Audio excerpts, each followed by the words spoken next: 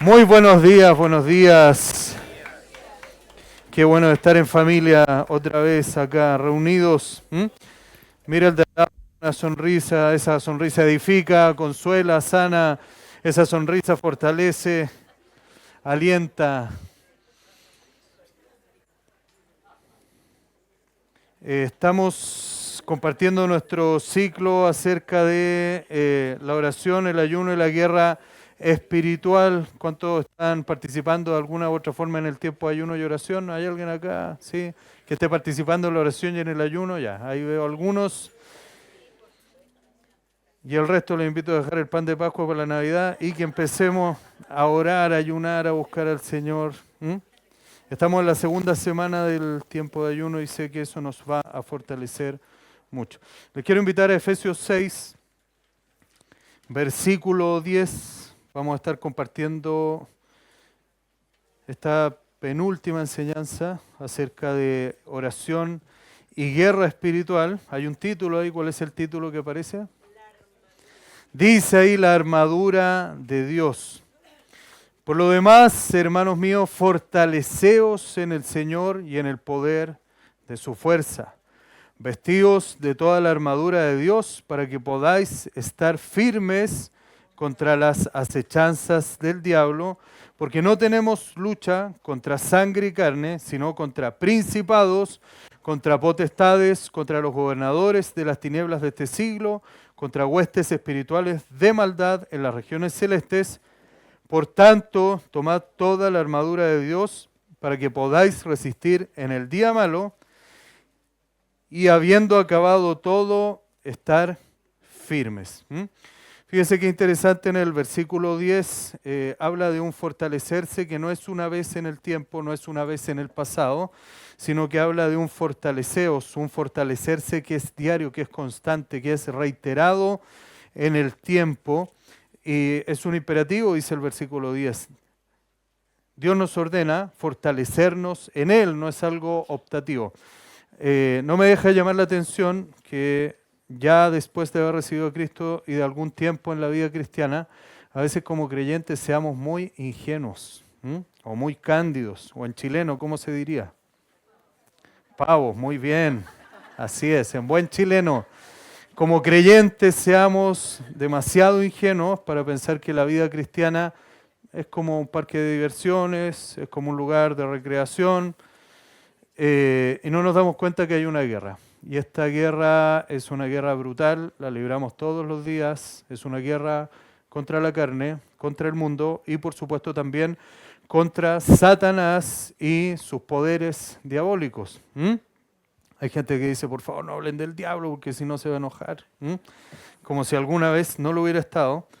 Y hay gente que también dice, yo no me meto con esto porque no quiero que el diablo se meta conmigo. Lamentablemente ya por el hecho de recibir a Cristo estás reclutado, formando parte de un ejército de Dios y estamos ya matriculados en esta lucha contra el mal. No es algo optativo. Entonces, si alguno pensó que esa parte de la vida cristiana la podía dejar afuera, le quiero informar que no es así. Y por eso en el versículo 10 dice, fortalécete en el Señor y en el poder de su fuerza. No es una opción, es un mandato bíblico. O sea, si no te estás fortaleciendo en el Señor, vas a empezar a quedar en desventaja frente al enemigo. Y el versículo 11 nos da otro mandato. Dice ahí, debemos vestirnos ¿de qué? De toda la armadura de Dios para que podamos estar firmes. Observa que en el versículo 11 habla de estar firmes, en el versículo 13 habla también de estar firmes y en el versículo 14 habla de estar firmes. O sea, Dios quiere que estemos firmes, que estemos sólidos en la vida cristiana. Y en el versículo 11, volviendo, dice ahí que necesitamos estar firmes contra las acechanzas del diablo. ¿Sí? Contrariamente a lo que la gente cree, el diablo no es un hombre con un pijama y a raya, con un tridente y con cachos. La Biblia es muy clara. Isaías capítulo 14. ¿Cuánto es el doble de 14? Muy bien. Ezequiel 28 y Isaías 14 nos dan una descripción de quién es Satanás. Y según Apocalipsis capítulo 2 es el ángel que se rebeló con la tercera parte de los ángeles contra Dios. Entonces, cuando la Biblia habla de Satanás, no habla de un símbolo, no habla de una alegoría, no es algo mitológico, es una personalidad angelical, por supuesto, creado por Dios, con todas las limitaciones que eso implica. Y dice el versículo 11 que el diablo o Satanás tiene acechanzas. ¿Qué significa acechanzas? Esto viene del griego metodia, que significa planes maestros. Satanás no es omnisciente, no puede leer tu mente, porque hay cristianos que dicen, no, es que el diablo me leyó la mente. No es así, no puede leer tu mente, el único que conoce lo que hay en tus pensamientos es Dios. Pero sí Satanás puede insinuar pensamientos dentro de tu mente. Satanás no está en todas partes, no es omnipresente, el único omnipresente es Dios. Pero sí Satanás está organizado, y vamos a hablar de eso después. Entonces, en el versículo 11 nos habla de un enemigo espiritualmente poderoso, el cual Cristo ya venció, y que prepara acechanzas o planes maestros, ¿sí? Métodos o acechanzas, busca destruirte, te estudia. ¿Y qué es lo que identifica en ti? Cómo está organizado, así como la mafia o los carteles de la droga están organizados. Usted sabe que el narcotráfico tampoco es al lote, también está organizado, ¿sí? Hay una cabeza, hay toda una parte administrativa, contable, después están los soldados, los que andan ahí en la calle, ¿verdad? Los sicarios, y después están también los que venden, el microtráfico, los que hacen la parte comercial. ¿Entendemos eso, sí?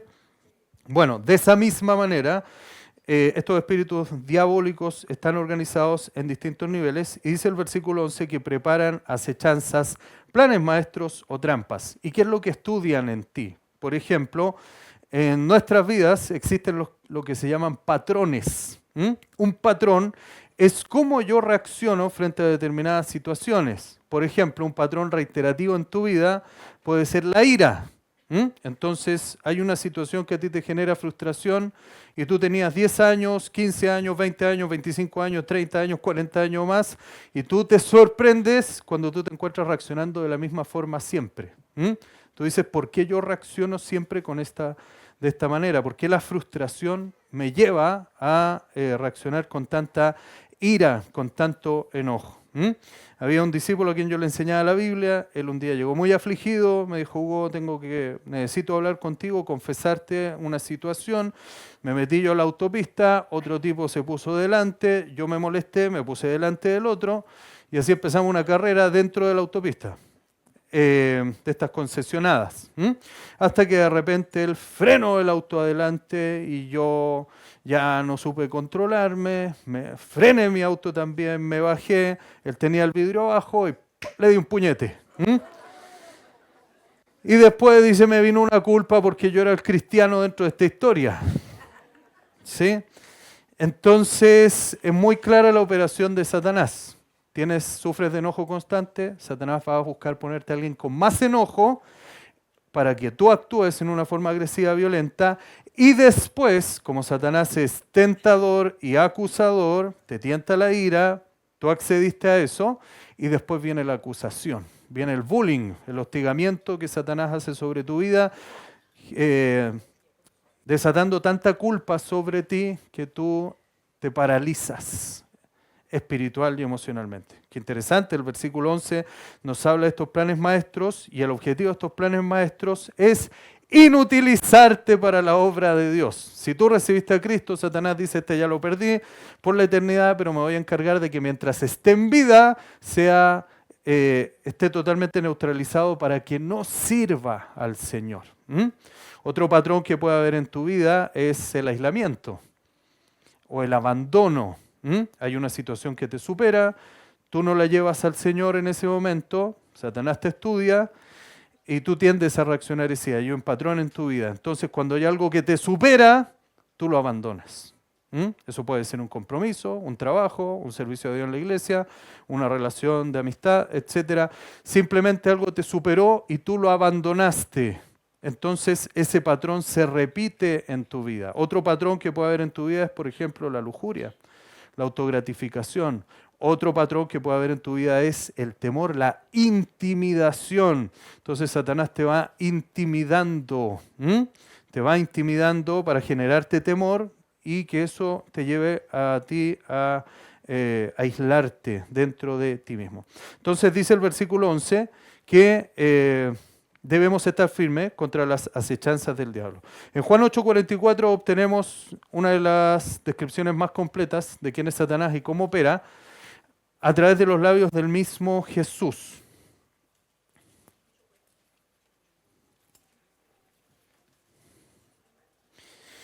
Entonces te quiero hacer sensible a través de todo esto que te estoy compartiendo, que hay un mundo invisible y que ese mundo invisible espiritual es tan real como el mundo visible.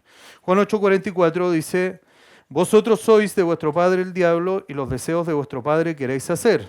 Ojo con esta parte. Él ha sido homicida. ¿Cuál sería un sinónimo de homicida?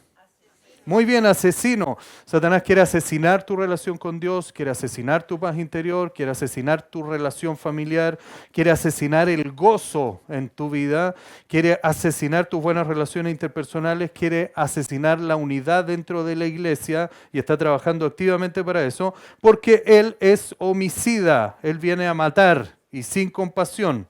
¿Mm? Hay gente que dice, bueno, pero a lo mejor Satanás un día se arrepiente. No, la Biblia da a entender que no se va a arrepentir. Hebreos dice ahí que Jesús vino a morir por los seres humanos, ¿sí? No vino a morir por los ángeles. Cuando los ángeles tomaron una decisión de rebelarse contra Dios, aquellos que lo hicieron, esa decisión fue irreversible. Entonces, muy ingenuo eso de andar pensando que a lo mejor un día Satanás se arrepiente. No se va a arrepentir, es homicida, es implacable y viene para asesinar. Y dice el versículo, él ha sido homicida desde el principio y no ha permanecido en la verdad. Qué interesante. En Juan 8:31 Jesús le dice a la gente, si ustedes permanecen en la verdad, serán verdaderamente mis discípulos. O sea, característica de alguien que permanece, que busca realmente al Señor, que anhela al Señor, va a permanecer en la verdad, se va a limpiar de la mentira. Satanás no ha permanecido en la verdad porque no hay verdad en él. Cuando habla mentira, de suyo habla. ¿Cuál es la esencia entonces de Satanás? La mentira, esa es su esencia, esa es su naturaleza esencial. De suyo habla porque es mentiroso y padre de mentira. Entonces cuando Jesús nos caracteriza a Satanás, nos da una radiografía de cómo Satanás opera y de su naturaleza, Jesús dice dos cosas. Primero, Satanás es asesino y en segundo lugar es en esencia, padre de mentira y teje, ¿verdad? Busca extender su reino de las tinieblas a través de estas telarañas de mentira. El diablo es asesino. Yo recuerdo hace años atrás, iba con mi esposa y una líder del ministerio caminando por la avenida Pedro Valdivia, un día de invierno en la noche, y en esa caminata de repente no había ni un alma en la calle y de repente miro a lo lejos y veo lo que parece ser un tipo fornido de mezclilla con un pañuelo amarrado en la cabeza y así un palo, como un bate. Ya eso me pareció un poco extraño.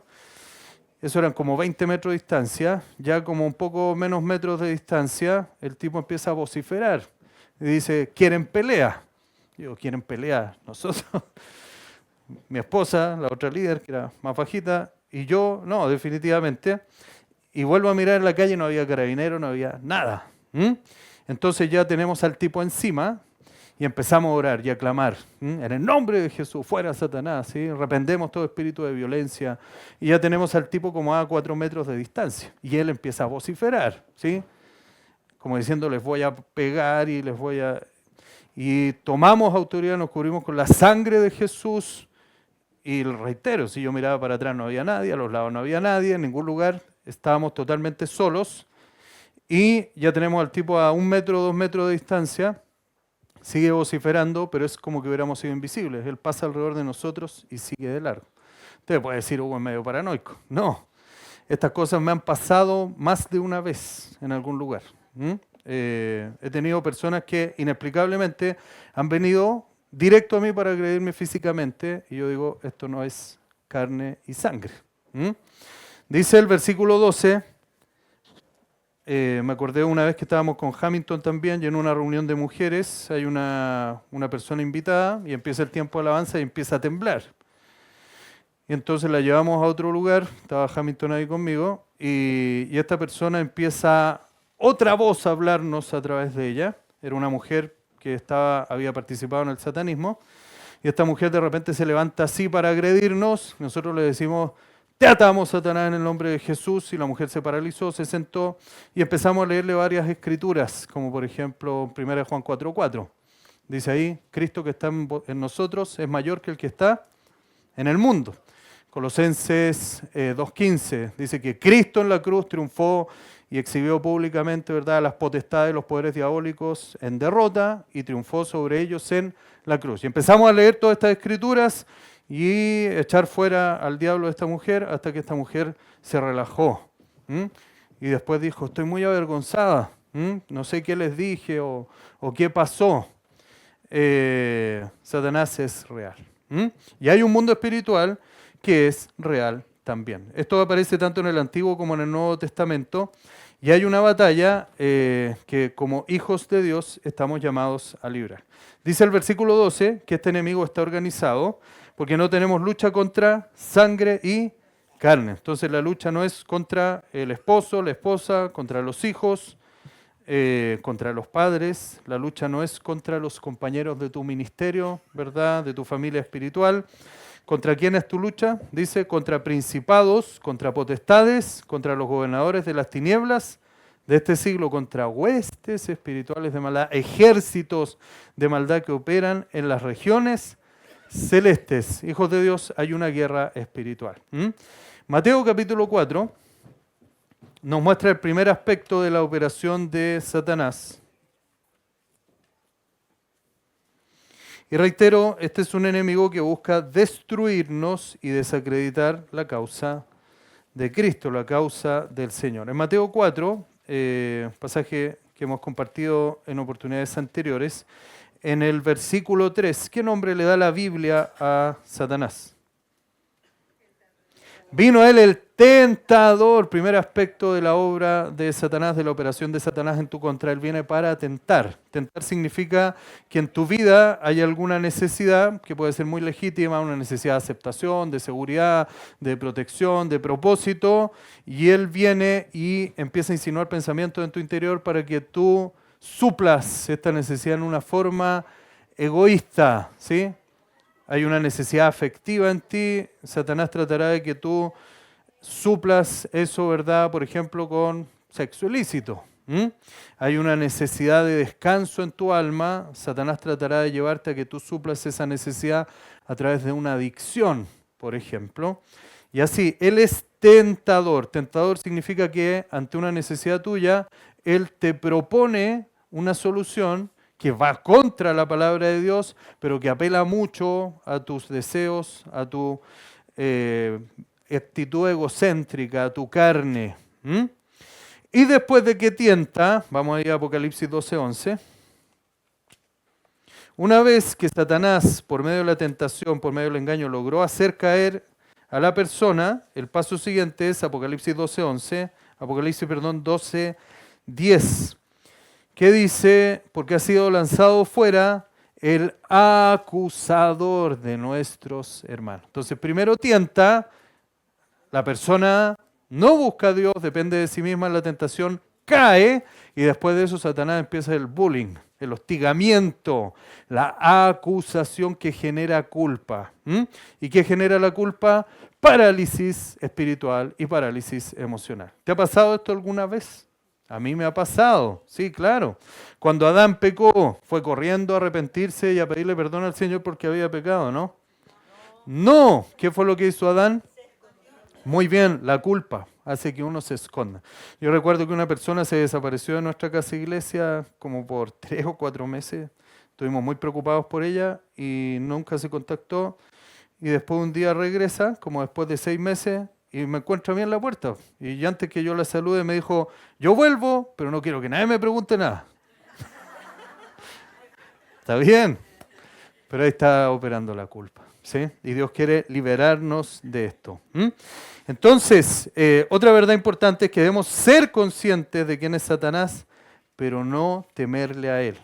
O sea, estoy consciente de que estoy en una batalla espiritual, sé quién es mi enemigo, pero yo estoy impresionado y asombrado de la grandeza de Dios, mi Padre.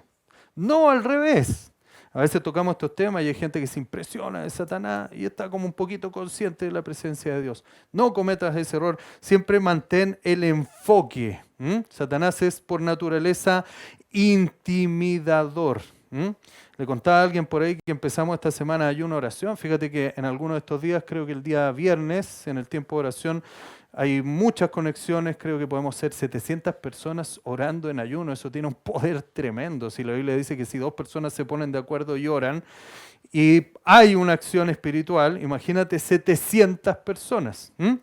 Pero curiosamente empezamos esta semana de ayuno. Estaba en la calle, un día me chocaron por atrás del auto.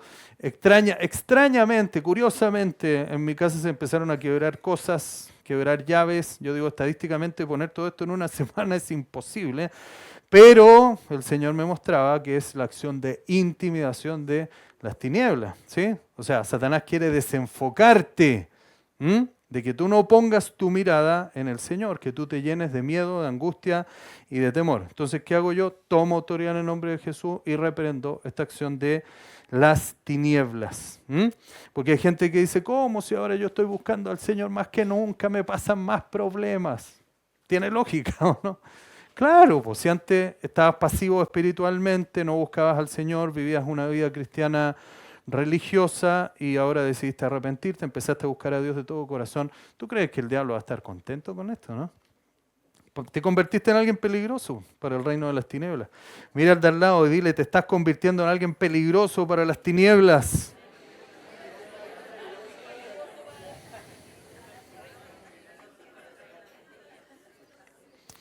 Muy bien, entonces ya es tiempo de que empecemos a tomar esta autoridad espiritual.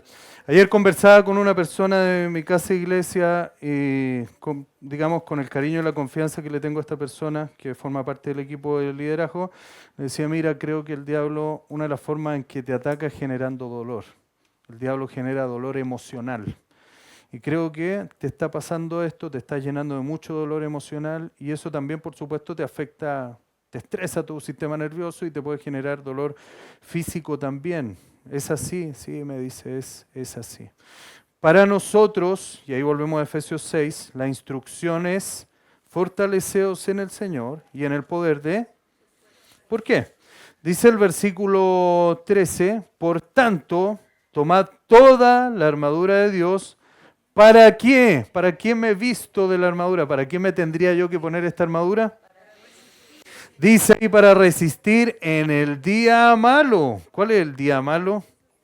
El día malo es el día en que tú estás súper cansada, súper estresado, súper angustiado, muy ansiosa, muy afanada, con muchas cargas, con muchos problemas, con muchas frustraciones, y ocurre algo y eso ya te colapsa tu sistema interno, te supera totalmente. ¿Te ha pasado alguna vez o no? Claro, por supuesto, nos pasan estas cosas alguna vez. Entonces, el versículo 13 dice que van a haber días malos. Satanás te estudia. Dice, mira, hoy día no, mañana tampoco, pero pasado mañana ahí me lo encuentro.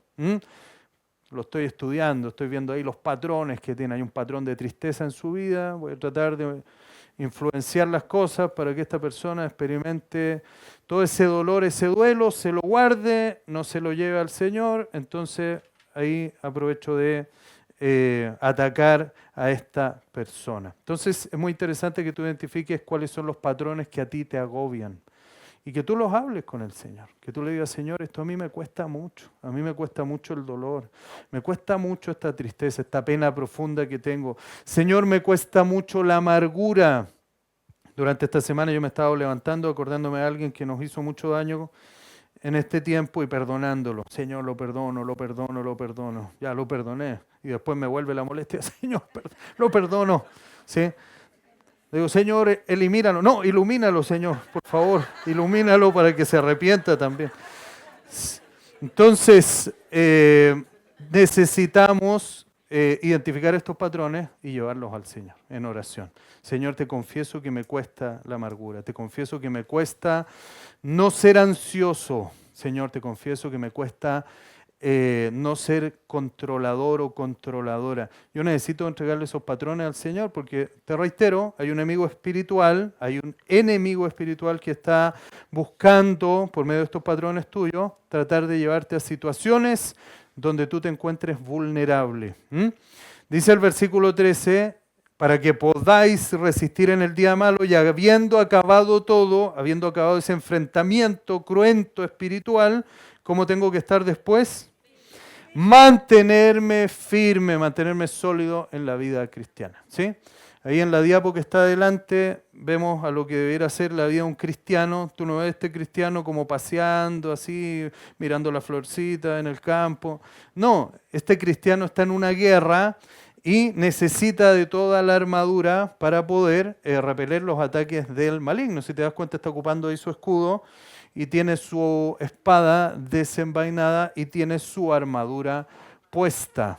Lamentablemente a veces como cristianos nosotros, reitero, somos súper ingenuos y pensamos que todo va a andar súper bien y pensamos que yo ore o no ore, las cosas van a pasar igual, yo ayune o no ayune, las cosas van a seguir igual. En realidad no es así, pero podemos ser muy ingenuos al respecto. ¿Cómo nos preparamos para esta guerra espiritual? Colosenses 2:15, es muy importante que tú conozcas esta escritura.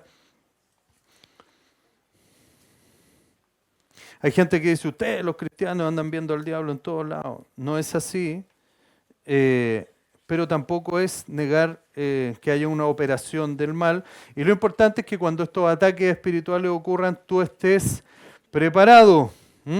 Dice Colosenses 2:15, y despojando a los principados y a las potestades, los exhibió públicamente, triunfando sobre ellos en la cruz. Entonces te reitero que no luchamos por la victoria, sino que luchamos desde la victoria. ¿Sí? Yo no soy victorioso por algo que yo haya logrado, yo soy victorioso porque confío y puse mi fe en aquel que sí venció en la cruz al pecado, a la muerte, a Satanás, al dolor, cualquier conflicto que yo tenga, cualquier problema que tenga, cualquier tentación que yo sufra. Cristo ya la venció en la cruz y desde ahí yo parto en adelante. Por eso que este versículo es tan poderoso y debemos usarlo, ¿verdad?, para rasgar las tinieblas con este versículo. Medite usted en la obra de Cristo en la cruz. Apropiese de la obra de Cristo. Cada vez que le vengan ese dolor emocional, ese drama mental, esa angustia personal, esa ansiedad, piense en lo que Jesús hizo en la cruz. Y piense cómo Jesús en la cruz derrotó la ansiedad, derrotó el dolor, derrotó la angustia, derrotó la tentación. Aprópiese de eso en el nombre del Señor. Entonces, aunque nuestra victoria es segura, estamos en medio de una guerra de guerrillas. O algo muy interesante, cuando termina la Segunda Guerra Mundial, Estados Unidos hace un tratado con Japón, Japón se rinde. Pero esta información de la rendición de Japón no la recibieron muchos ejércitos japoneses que estaban al interior de selvas y otros lugares. Entonces ellos siguieron peleando como si nadie se hubiera rendido. Con los años, algunos de ellos hasta 20 años después, se enteraron de que la guerra había terminado. Y hasta ese entonces siguieron luchando como una guerra de guerrillas. Y esta es la guerra que hace Satanás. Es una guerra de guerrillas. Fue totalmente derrotado en la cruz, fue totalmente, ¿verdad?, despojado y vencido, pero el día de hoy hace este tipo de guerra de guerrillas. La guerra espiritual es el acto de mantenernos firmes en la posición que ya poseemos en Cristo. Desafiados por nuestro pastor Cristian Laval, hicimos varios grupos WhatsApp en nuestra casa iglesia por comuna. Por ejemplo, hay varios que viven en Vitacura, Vitacura un grupo, un WhatsApp. Otro grupo es Las Condes, otro grupo es Ñuñoa Providencia, otro grupo Barnechea Colina, otro grupo y así. Entonces hemos invitado a que estas personas durante estos 21 días de ayuno y oración salgan a caminar y rodeen la manzana en oración y ayuno. Y estoy seguro que algo va a pasar, algo va a ocurrir. Debemos tomar el territorio en oración. Yo te animaría a que tú salgas a caminar en oración por tu sector, por tu barrio, y lo que Dios te empieza a mostrar, tú lo empiezas a reprender en el nombre del Señor. Hablemos entonces acerca de la armadura. Vamos a detenernos, esta parte que sigue es muy visual, me gustaría que pongas mucha atención a las diapositivas. Dice Efesios capítulo 6, el versículo 14, que está ahí en pantalla. Estad pues firmes. Versículo 11, estar firmes. Versículo 13, estar firmes. Versículo 14, estar firmes. ¿Alguna duda? No, hay que estar firmes. ¿Sí? Dios quiere que estés firme. Mira a la persona al lado y dile, Dios quiere que estés firme.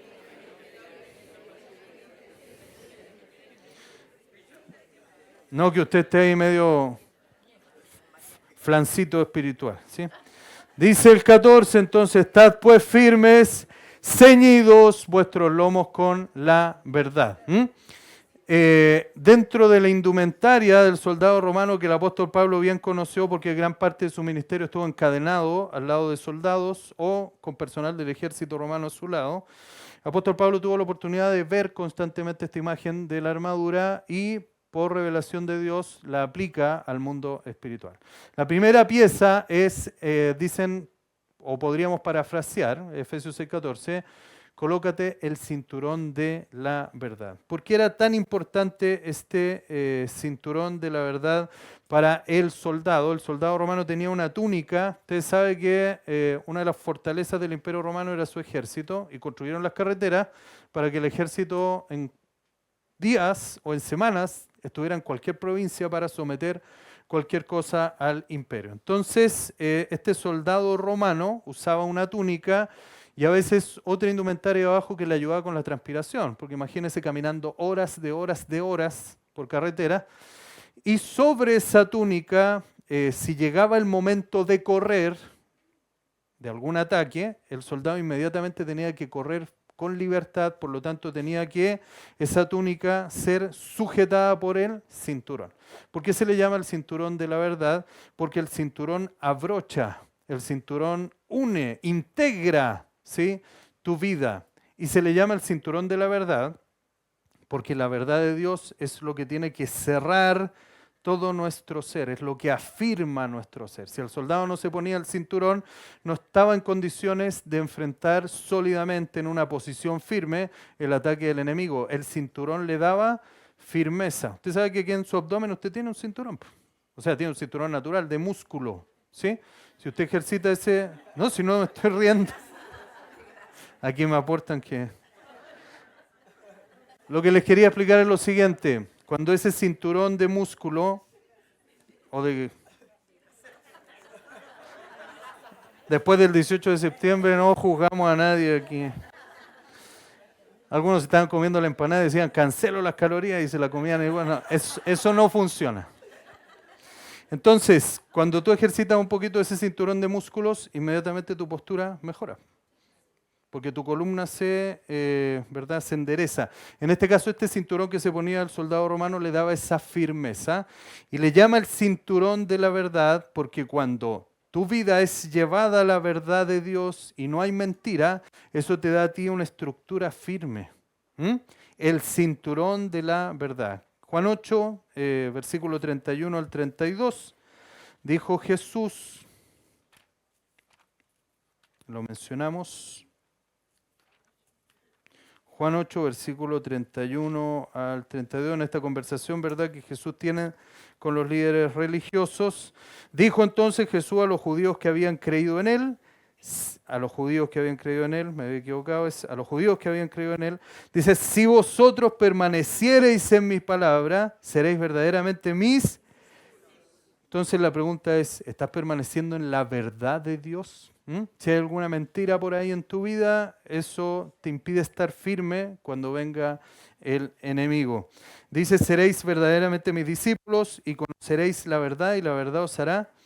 La verdad tiene el poder entonces de darnos una buena postura para enfrentar los ataques de las tinieblas. Otra característica que tenía este cinturón es que venía con enganches. Entonces, este cinturón, ¿verdad?, traía los broches para que el soldado pudiera, por ejemplo, cargar ahí su espada y otros utensilios. La verdad es lo que sostiene tu armamento espiritual. Y esto se refiere tanto a la verdad como de la palabra de Dios, que es la verdad absoluta, la verdad objetiva, como también a nuestra actitud de veracidad, de franqueza y honestidad. Si hay alguna situación que usted diga esto como que aquí yo me doy cuenta que estoy desalineado con la verdad, y en mi interior hay cosas que no están bien, tengo una alternativa. Primera Juan 1:9. Dice, si confesamos nuestros pecados, Dios es fiel y justo para perdonar nuestros pecados y limpiarnos de toda. Señor, necesito conversar esto contigo. ¿Habrá alguna situación que tú necesites conversar con el Señor? Decirle, Señor, hoy día yo necesito hablar de esto. Yo a veces me siento con el Señor y le digo, Señor, yo tengo un problema con esto y tengo un problema con esto otro y esto me cuesta mucho, pero te lo quiero contar a ti. Quiero abrir mi corazón. Quiero transparentar lo que hay en mi interior para que en mí no se anide la maldad, ni la mentira. Muy importante. Entonces, ¿cuál es la táctica de Satanás? ¿Se acuerda de Juan 8:44, no? Dice, Satanás es homicida y padre de... Entonces, contra el engaño y las mentiras de Satanás, ¿qué es lo que usamos nosotros? El cinturón de la verdad. Si hay mentira en nuestro corazón, se la confesamos al Señor, nos arrepentimos de eso y nos apropiamos de su verdad. Acuérdese del Salmo 139, la oración más valiente posiblemente que sale en la Biblia, que dice, examíname, oh Dios, y conoce mi corazón, pruébame y conoce mis pensamientos y ve si hay en mi camino de iniquidad y vuélveme al camino eterno. ¿Ok? Segunda pieza de la armadura, si nos ayudan ahí nuestro amigo de producción. Ya. La coraza de justicia. Efesios 6:14 dice, estad pues firmes, ceñidos vuestros lomos con la verdad y vestidos con la coraza de justicia. El Imperio Romano desarrolló como 3 tipos de coraza. Hay uno que es como de cuero y está este que estaba ahí adelante, que eran como hojitas, ¿verdad? Como lonjas de metal dispuestas dentro de todo esta coraza, ¿verdad? Esta protección. ¿Y qué característica tenía la coraza de la justicia? Que cuando venían a atacar al soldado, él tenía que estar cubierto, protegiendo desde el cuello hasta la cintura, donde estaban los órganos más importantes, los llamados órganos nobles, como por ejemplo el corazón. ¿Qué dice Proverbios 4:23? Dice, sobre toda cosa guardada, guarda tu corazón, porque de él mana la vida. ¿Sí? ¿Qué significa bíblicamente el corazón? Es el núcleo de tus actitudes, es donde están, ¿verdad?, tus motivaciones más profundas. Fíjate que en la vida tenemos 3 tipos de escenarios internos. Tenemos actitudes, tenemos convicciones y tenemos compromiso. ¿Cuáles son las actitudes? Eso tiene que ver con tu vida interior, con el fruto del Espíritu en ti. Tú buscas al Señor y Él va quebrando la amargura y pone amor, y el amor es un fruto del Espíritu, ¿no? Sí, claro, ¿verdad? En tu interior había un patrón de ira y de mucho enojo, y tú llevaste eso al Señor, te llenaste del Espíritu Santo, y el Espíritu Santo pone en ti mansedumbre, dominio propio. Dios va trabajando en tus actitudes. En la presencia de Dios quebramos nuestras actitudes anti-Espíritu Santo y Él produce en nosotros el fruto del Espíritu. Pero esas actitudes me tienen que llevar a convicciones y yo tengo que aferrarme a las convicciones, por supuesto, de la palabra de Dios, los principios bíblicos. Por ejemplo, el principio del perdón. Y eso me tiene que llevar a mí a otro nivel, que es el compromiso. Yo puedo saber que el perdón es bueno, pero tengo que pasar de la actitud de la convicción al compromiso de decidir perdonar. 70 veces 7, ¿sí? O sea, cada vez que me hagan algo, perdonar. Entonces, la coraza es la que recubre tu corazón. Aquí hay algo importante, se le llama la coraza de justicia, porque si tú vas a Romanos capítulo 3, me encanta venir acá, porque cuando yo busco un versículo, veo que todos buscan los versículos, esto es extraordinario. Me produce mucho gozo. Romanos capítulo 3. Dice el versículo 24, siendo justificados gratuitamente, voy a partir del 23 mejor, por cuanto todos pecaron y están destituidos de la gloria de Dios. 24, siendo justificados gratuitamente por su gracia, mediante la redención que es en Cristo Jesús. ¿Qué es lo que a mí me justifica? ¿Qué es lo que a mí me limpia de mis pecados y me da una posición de cercanía al Señor? Al ser perdonado por la sangre de Jesús, eso es la justicia de Dios. Y en 2 Corintios 5:21 dice que la justicia de Dios es Cristo, quien murió por mí en la cruz. Entonces estoy meditando constantemente en la obra de Cristo y eso me recubre mi corazón, es la coraza de justicia que impide que me lleguen estos ataques del mal. Y someto, por supuesto, esas áreas difíciles a Cristo, lo que te contaba recién. Señor, esto me cuesta mucho, a lo mejor yo estoy luchando humanamente con esto, pero yo te lo entrego, a ti vengo a los pies de la cruz, entonces la justicia de Dios viene a operar en mi vida nuevamente. La desobediencia voluntaria le abre una puerta a la actividad demoníaca. Le estoy abriendo una puerta al mundo de las tinieblas si desobedezco la palabra de Dios. Entonces por eso uno necesita arrepentirse rápidamente. Necesitamos actuar de esa forma. ¿Sí? Te reitero, ¿por qué? Porque Satanás primero es tentador y después de que tú pecas, ¿en qué se convierte? Y la acusación te paraliza. ¿Y cuál es el antídoto? Me arrepiento, Señor, límpiame, lávame. El Señor te limpia, te recubre con la coraza de justicia y listo, sigo mi vida normal. ¿Qué quiere Satanás? Que tú te quedes pegado ahí, que tú te autopatees emocionalmente y que te hundas y que te llenes de autocompasión o que culpes a los demás. ¿Sí? ¿Ha pasado eso alguna vez, no? ¿Sí?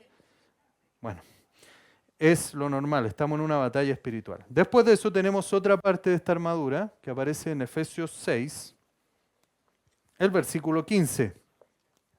Dice ahí, y calzados los pies con el apresto del Evangelio de la paz. Y aquí tenemos algo muy interesante que era la bota romana, conocida también como caliga, que era la bota que tenía el Imperio Romano, que se ceñía, ¿verdad?, el soldado y que incluso tiene clavos en los pies. No sé si se aprecia ahí en la... ¿Por qué? Porque cuando el soldado estaba luchando, por ejemplo, contra un ejército enemigo en una pendiente, ¿para qué servían estas sandalias?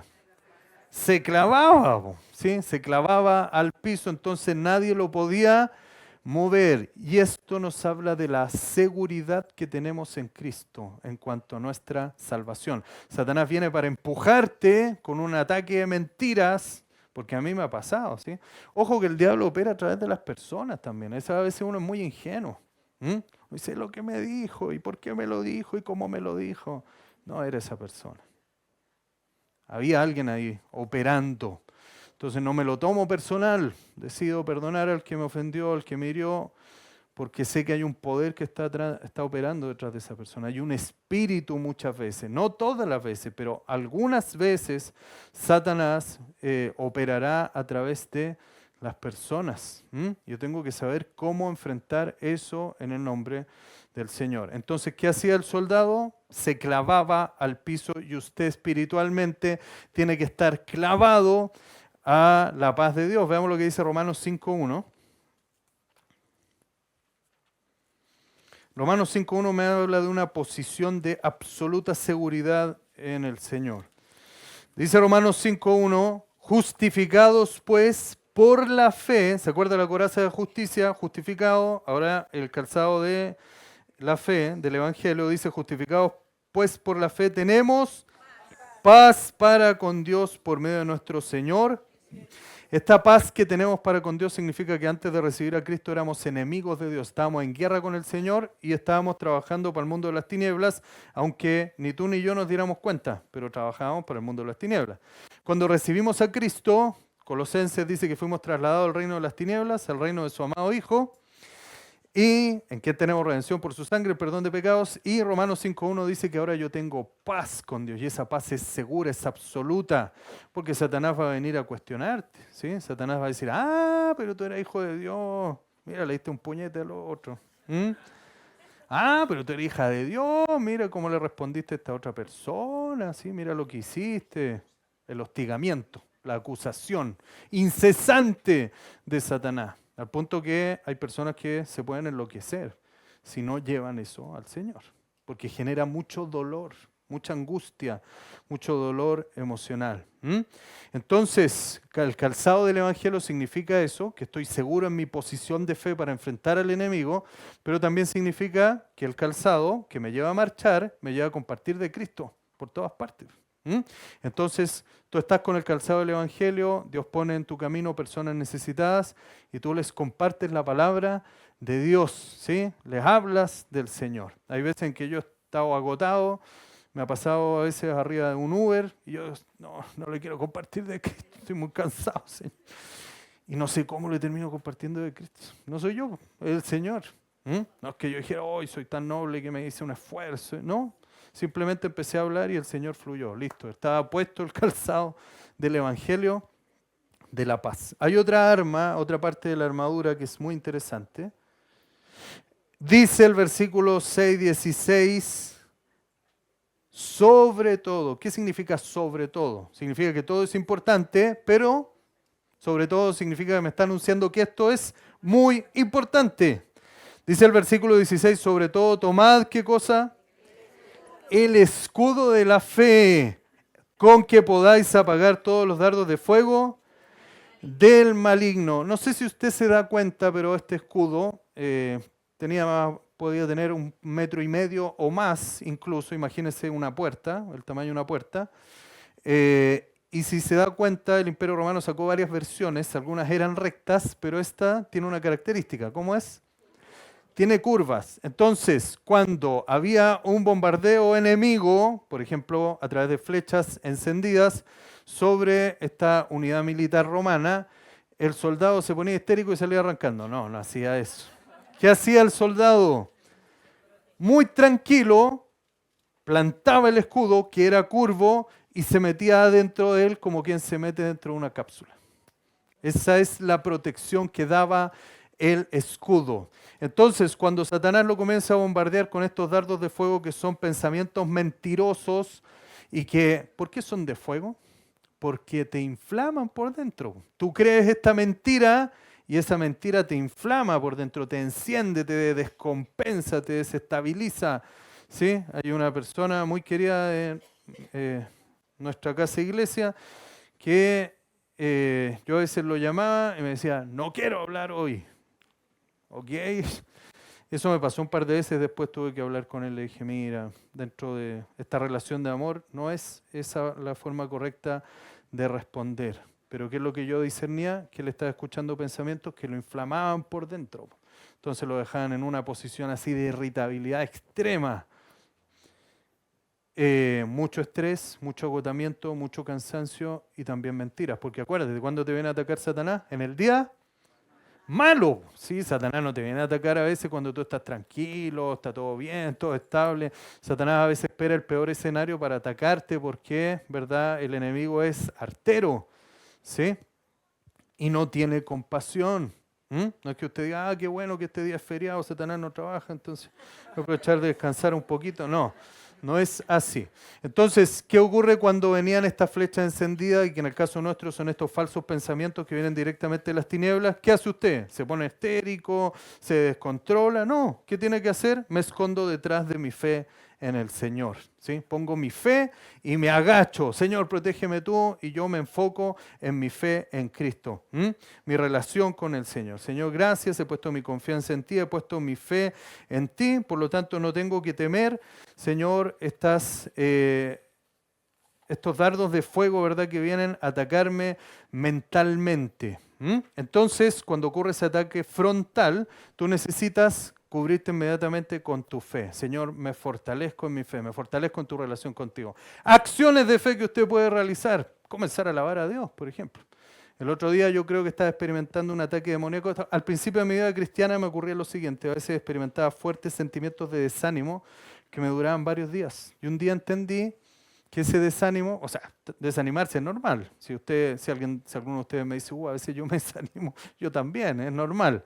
Pero si eso ya es algo muy fuerte y es como una tiniebla sobre ti, ahí hay una operación de un ataque demoníaco y tú tienes que reprenderlo. Y lo que yo descubrí al principio de los años de mi vida cristiana, que reprendía ese desánimo y eso se disipaba en minutos, se iba, ¿sí? Entonces tengo que tomar el escudo de la fe. ¿Cómo lo hago? Alabando a Dios, por ejemplo. El otro día experimenté lo que podría ser un ataque en este sentido y empecé a cantar y empecé a dar gracias a Dios y ¡pum! Se disipó inmediatamente esa neblina que me quería envolver. Otra forma, por ejemplo, la oración de ayuno.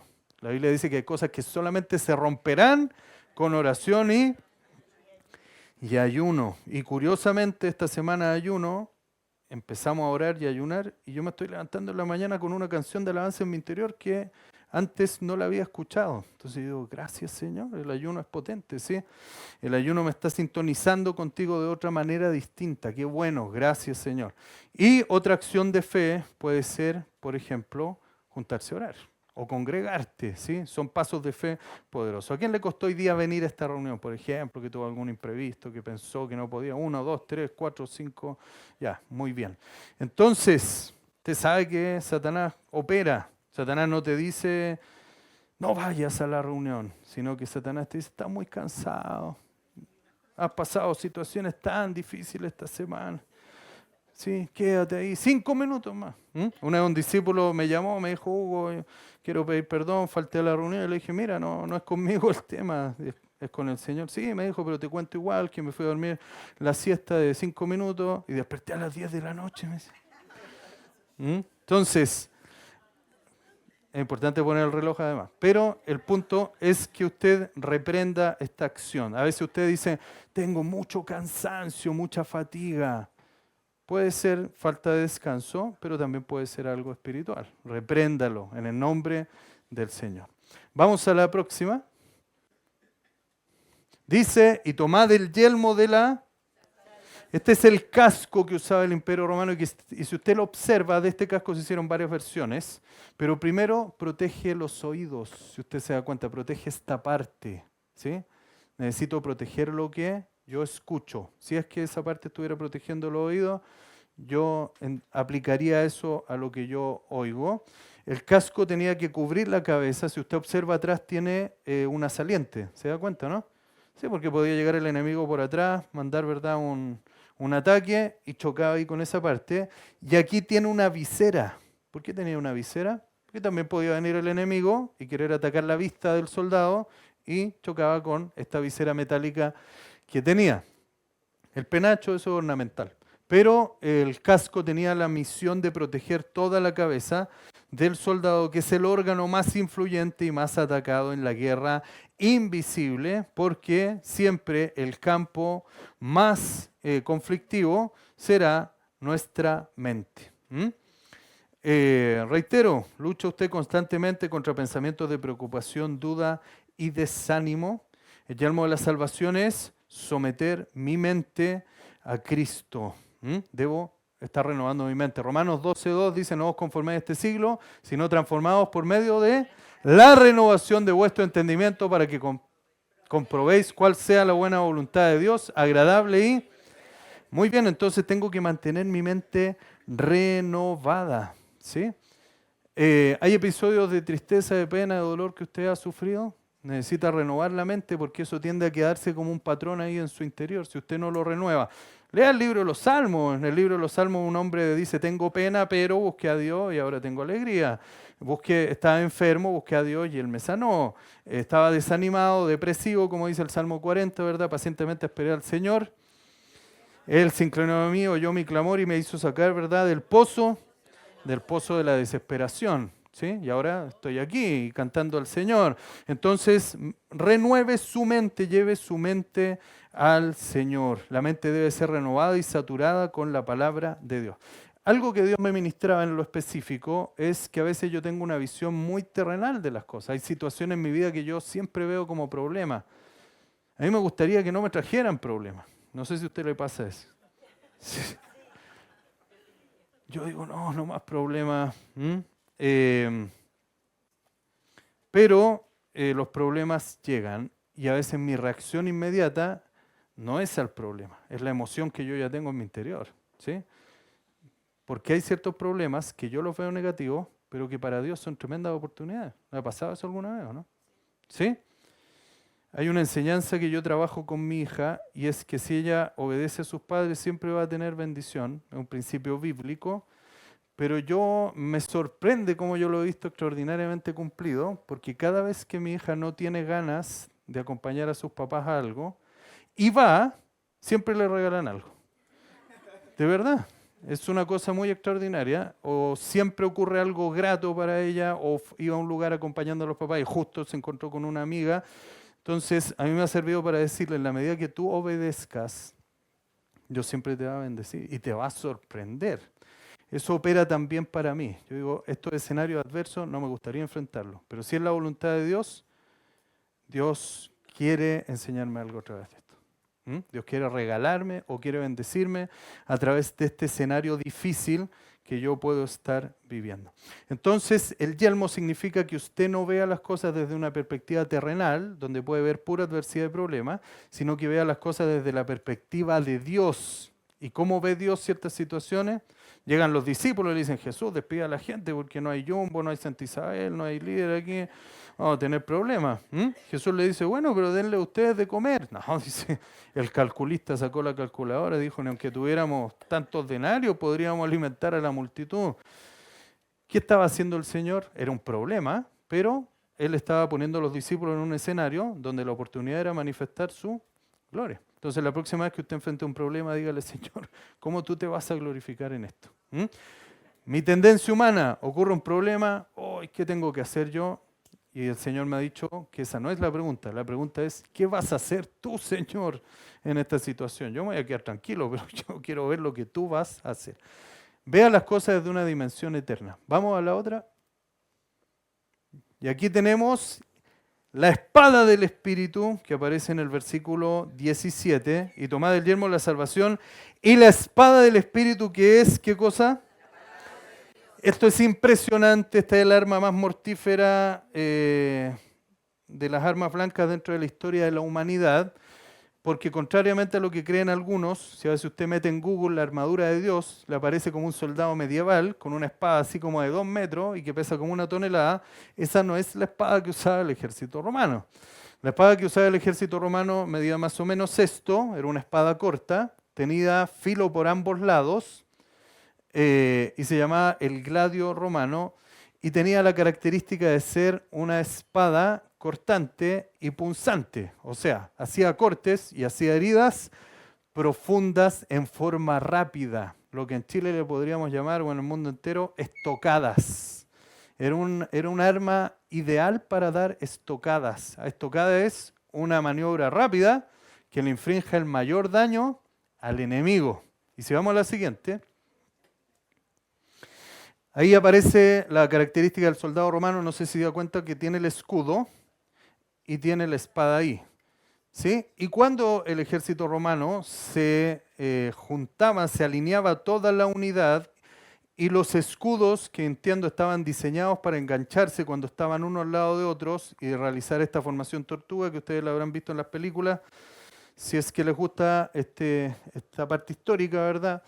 ¿Qué es lo que hacían los soldados? Repelían los ataques y el soldado estaba con el escudo así. Entonces, repelía el ataque con el escudo, bajaba el escudo y pegaba la estocada.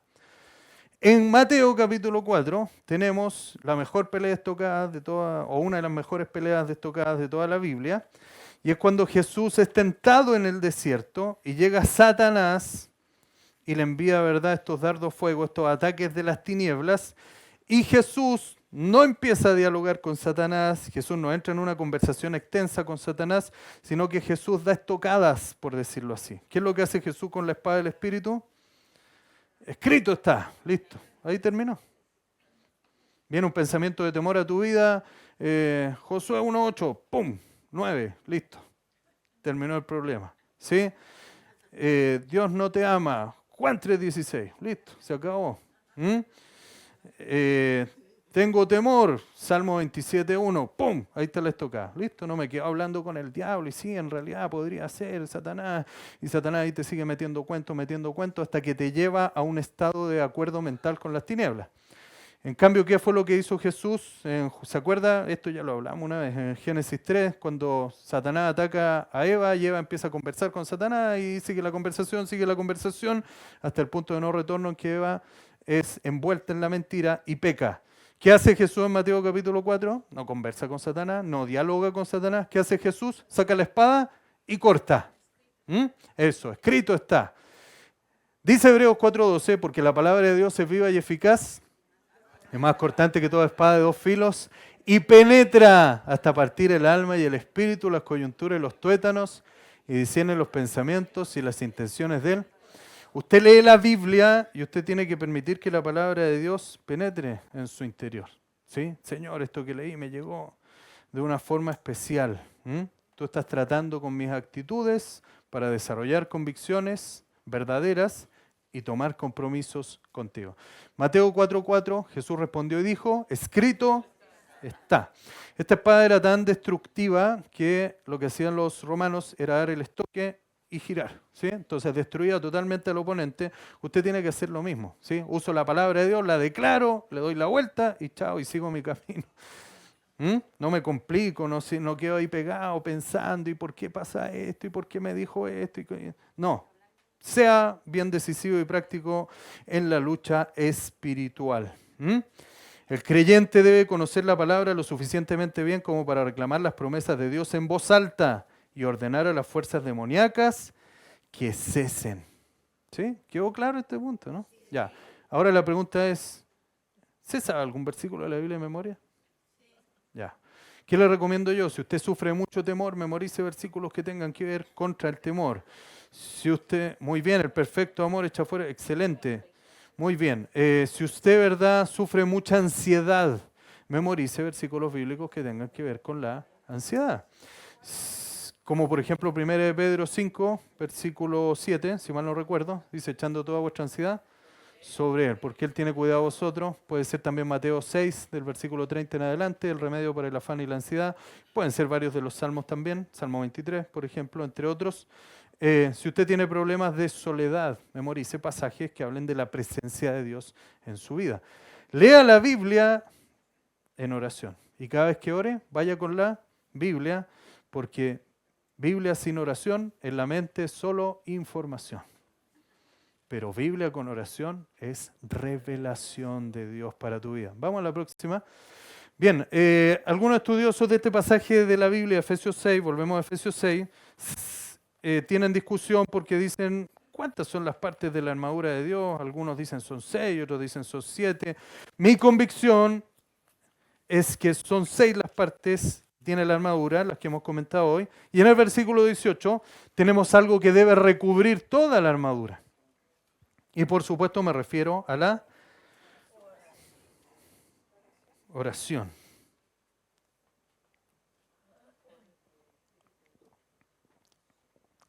Dice el versículo 18, orando en todo tiempo, con toda oración y súplica en el Espíritu y velando en ello con toda perseverancia y súplica.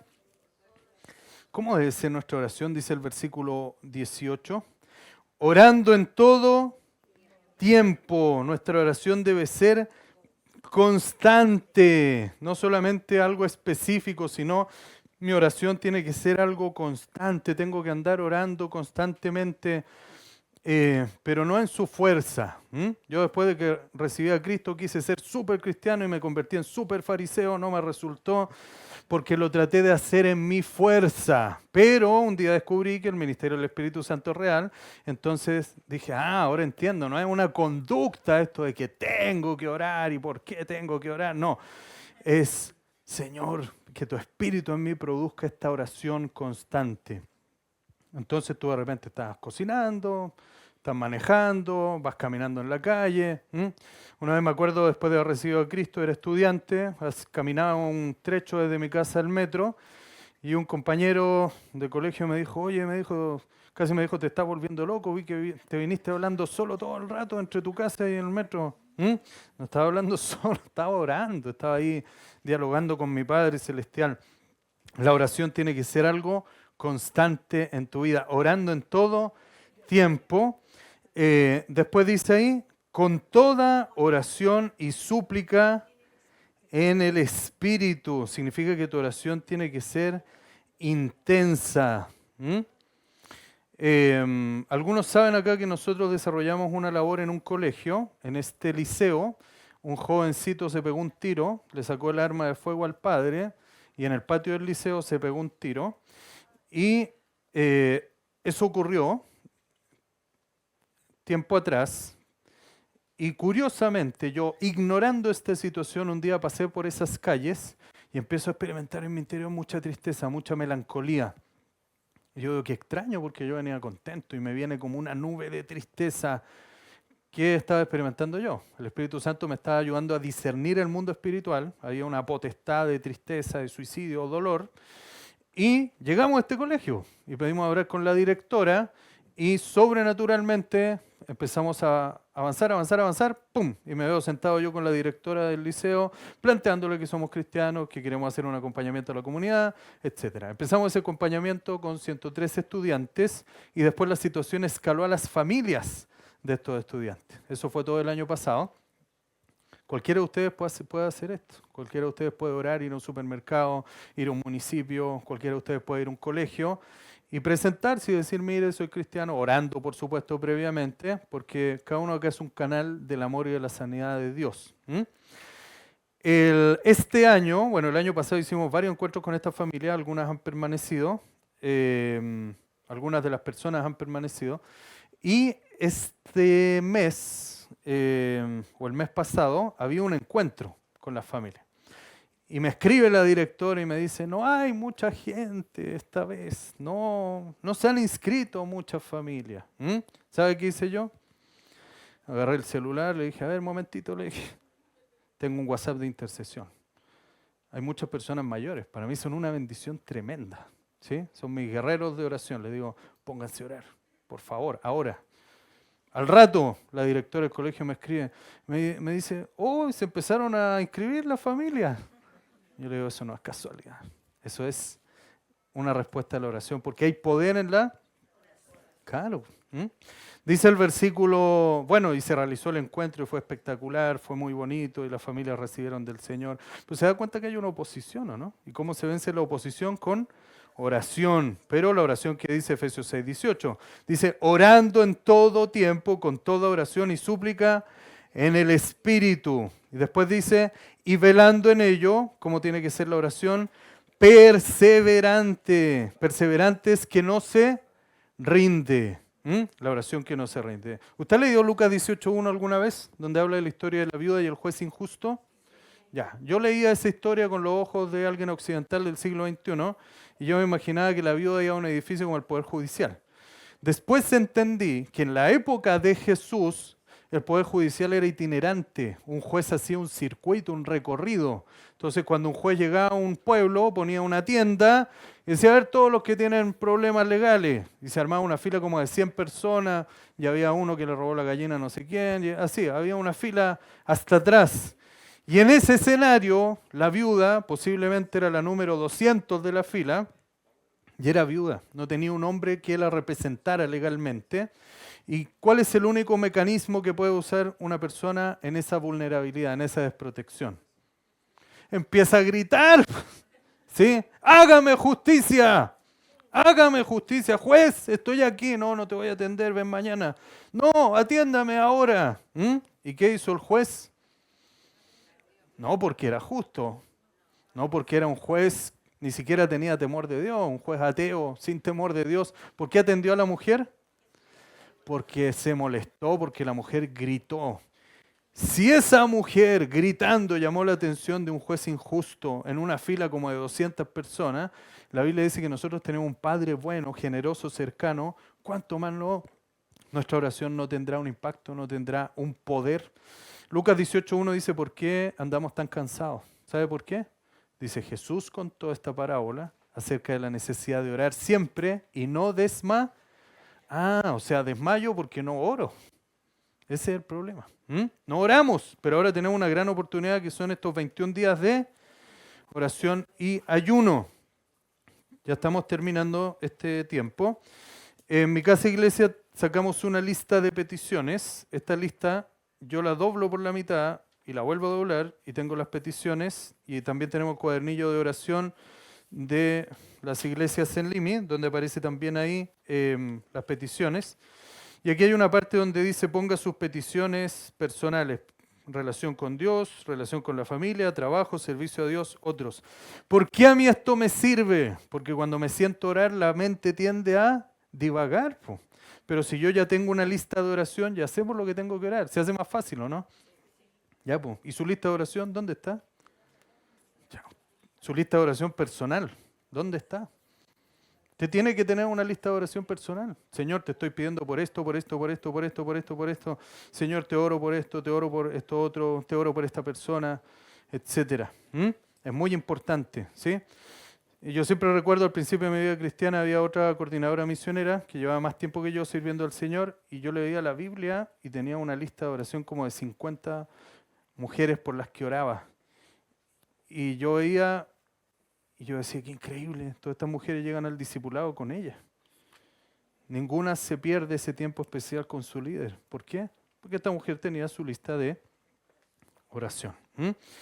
Entonces, dice el versículo 17, 18, velando en ella con toda oración, con toda perseverancia y súplica por todos los... Usted tiene que hacerse una lista de oración por todos los creyentes, ¿sí? Constantemente a lo largo del tiempo, Olgen y Magali siempre nos han animado a estar en oración, a estar intercediendo por otros. Conviértase usted en parte de esta fuerza de oración. Termino con esta historia. Un misionero estaba sirviendo como médico en el África. Periódicamente tenía que viajar en bicicleta a través de la selva a una ciudad cercana para abastecerse. Era un viaje de 2 días, por lo que acamparía en la jungla durante la noche. Siempre había hecho el viaje sin incidentes, pero un día al llegar a la ciudad vio a 2 hombres peleando. Uno resultó gravemente herido, así que trató al hombre con medicinas, le compartió de Cristo y luego siguió su camino. La próxima vez que el misionero viajó a la ciudad, el hombre que había tratado se le acercó. Sé que llevas dinero y medicinas, le dijo el hombre al misionero. Algunos amigos y yo te seguimos a la jungla esa noche después de que me curaste, sabiendo que tendrías que dormir solo en la jungla. Esperábamos a que te fueras a dormir, planeando matarte y tomar tu dinero y medicinas. Cuando comenzamos a movernos hacia el campamento, vimos 26 guardias armados rodeándote. Solo éramos 6, así que sabíamos que no podíamos acercarnos y nos fuimos. Cuando escuchó esto, el misionero se rió. Eso es imposible. Te aseguro que yo estaba solo ese día en el campamento. Pero el joven insistió, no señor, no fui el único que vio a los guardias. Mis amigos también los vieron y todos los contamos. Varios meses después, el misionero, en su país de origen, asistió a su iglesia local y contó su experiencia. Un hombre de la congregación lo interrumpió poniéndose de pie de un salto y diciendo algo que dejó asombrados a todos. Con voz firme dijo, estábamos con ustedes en el espíritu. El misionero parecía perplejo. El hombre continuó, esa noche en África era de mañana aquí. Pasé por la iglesia para buscar algunas herramientas para una labor, pero mientras ponía mis herramientas en el baúl sentí que el Señor me guiaba a orar por ti. Fue un impulso extremadamente fuerte, así que me puse al teléfono y reuní a otros hombres para que vinieran a la iglesia y oráramos por ti. Entonces el hombre se volvió hacia el resto de la congregación. Se pondrían de pie ahora mismo todos esos hombres que oraron conmigo ese día, y uno por uno se pusieron de pie los 26. Necesitamos intercesión, necesitamos una fuerza poderosa de oración. Estamos en un tiempo de violencia espiritual, estamos orando por un país que está social, política, económicamente, pero sobre todo espiritualmente quebrado. Nuestro país necesita nuestra intercesión. La iglesia cristiana necesita nuestra intercesión también. Un conocido que tengo que es ex satanista, él me ha contado cómo cuando en Venezuela asume Hugo Chávez, la iglesia cristiana estaba dormida y siguió durmiendo. Y después vinieron las crisis que vinieron y la iglesia se mantuvo aletargada, solo algunos pocos empezaron a orar. Entonces, creo que es muy importante, y hubo mucha brujería, mucha acción espiritual en contra de las iglesias para mantenerlas aletargadas, para mantenerlas dormidas espiritualmente. Creo que eso también está ocurriendo hoy en nuestro país. Hay toda una acción espiritual de las tinieblas para que la iglesia cristiana, los cristianos estemos así como adormecidos, como somnolientos espiritualmente, como llenos de dolor, porque el dolor también adormece. Creo que tenemos que levantarnos en este tiempo y clamar, orar, abrirnos al Señor y decir, Señor, ¿qué quieres que yo haga? ¿Por qué yo debiera orar? Acérquese a su líder, acérquese a Daniel Mansur, ¿verdad? O a su líder de ministerio y pídale peticiones. A mí me encanta, hay gente que me llama, me dice, Hugo, ¿me mandarías peticiones? Y le mando una lista y me dice, no, pero no tanta, me dice una... yo quiero orar como de a 3 peticiones, está bien, le digo yo, escoge 3 peticiones, ora por las 3 peticiones. Pero lo importante es que ores, que estés orando, que te mantengas en oración. Te invito a que te pongas de pie, hijo de Dios. Hay una lámina que sale al final, me gustaría que oráramos en base a esa lámina. Ya. Ahí aparece esta formación de los romanos cuando juntaban los escudos entre sí y eran invencibles. Y al lado aparece ahí la aplicación espiritual para nosotros. ¿Qué pasa cuando nos tomamos de las manos o nos abrazamos en oración? Nos juntamos a orar. Estamos protegiendo la iglesia. Estamos echando fuera la acción de las tinieblas. Ese espíritu de depresión, de desánimo, de desaliento, de cansancio. Ese espíritu de derrota, ese espíritu de religiosidad que nos adormece espiritualmente. Ese espíritu de autocompasión, de rechazo, de pobrecito de mí. Ese espíritu, verdad, de soledad, de tristeza. Entonces te animo a que te involucres, a que adhieras a este tiempo de ayuno y oración. Faltan 2 semanas. Motivémonos, inscribámonos, participemos, oremos, pleguémonos a los tiempos de oración. Dios algo va a hacer. Yo estoy convencido que vamos a ser sorprendidos por el Señor, asombrados por Él. Busquemos al Señor.